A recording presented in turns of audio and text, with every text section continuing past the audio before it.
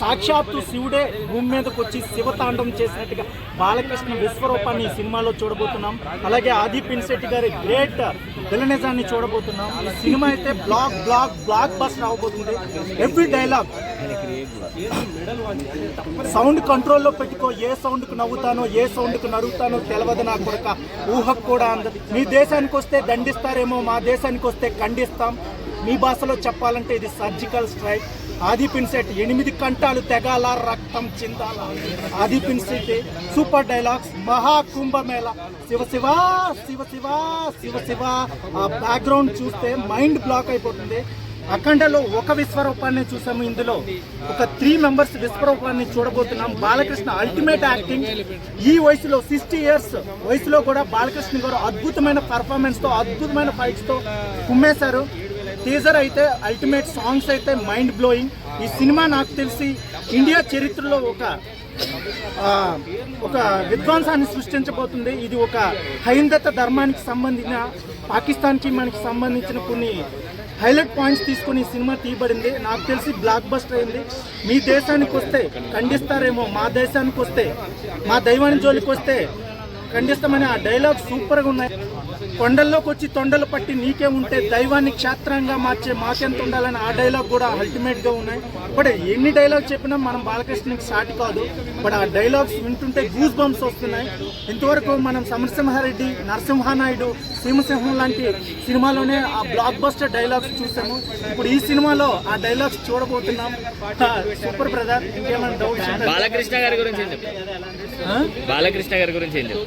యాక్చువల్గా బాలకృష్ణ గారు ఇదివరకే పాన్ ఇండియా అంటే ఇండియాలో జై బాల అనే ట్రెండ్ అనేది ఇప్పటికీ నడుస్తుంది, వరల్డ్ వైజ్ గా నడుస్తుంది. ఈ సినిమాతో కొన్ని దేశాల్లో బాలకృష్ణ ట్రెండ్ మారుమ్రోగిపోతుంది. ఒకప్పుడు మనము చిరంజీవి గారు మంచి డాన్సరు, మంచి గ్రేట్ అనే ఫీలింగ్ ఉండే మనకి. ఆ యొక్క ఫీలింగ్ ని చేర్పేస్తున్నాడని నాకు భయం వేస్తుంది. ఎందుకంటే మనకి చిరంజీవి గారు కూడా ఇష్టమే, బాలకృష్ణ గారు కూడా ఇష్టమే కాబట్టి.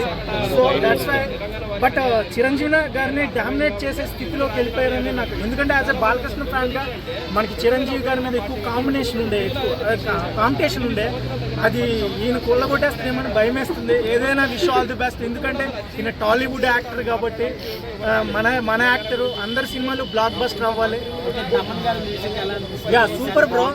బాక్సులు పగిలిపోతున్నాయి. ఎందుకంటే శివ శివ శివ శివ ఆ మ్యూజిక్ వింటుంటే గూస్ బంప్స్ వస్తున్నాయి. హనుమంతుని ఇమేజ్ చూపించారు, అది ఇంకా చాలా బాగా కనిపిస్తుంది. అంతేకాకుండా అందులో వచ్చిన ఒక డైలాగ్, కొండల్లో తొందర పట్టుకుని మీరెక్కడ, కొండల్ని పవిత్ర చిత్రాలుగా మార్చి మీరెక్కడ అని చెప్పి అది దాంట్లో ఇంకా పెడుతుంది.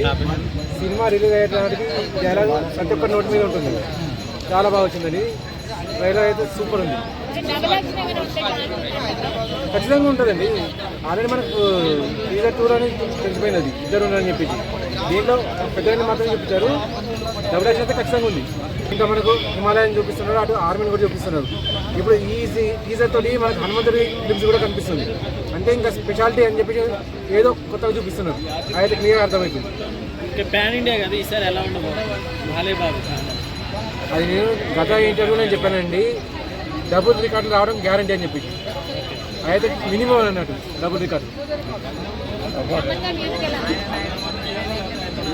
దాంట్లో చెప్పాల్సింది ఇంకేముందండి, నందమూరి తమన్ పేరు అంతే.